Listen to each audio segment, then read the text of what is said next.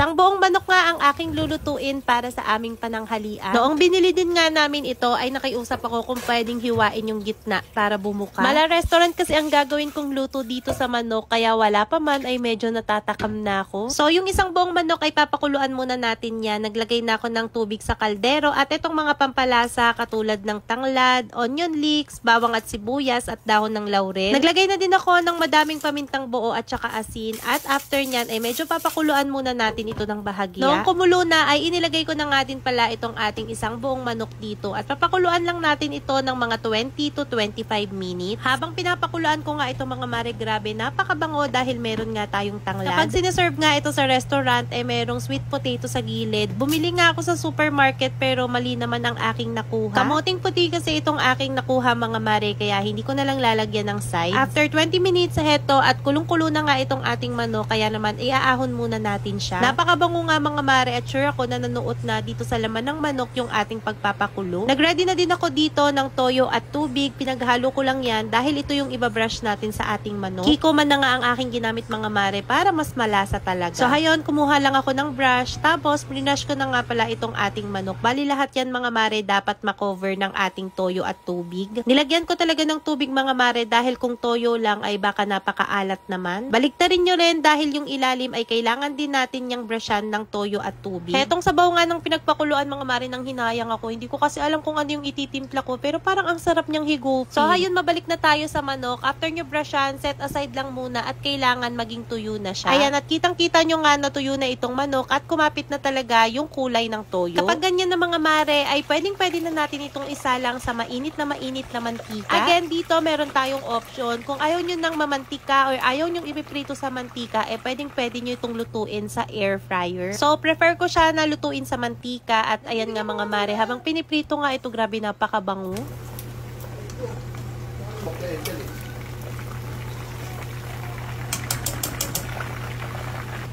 Check natin, feeling ko luto na siya.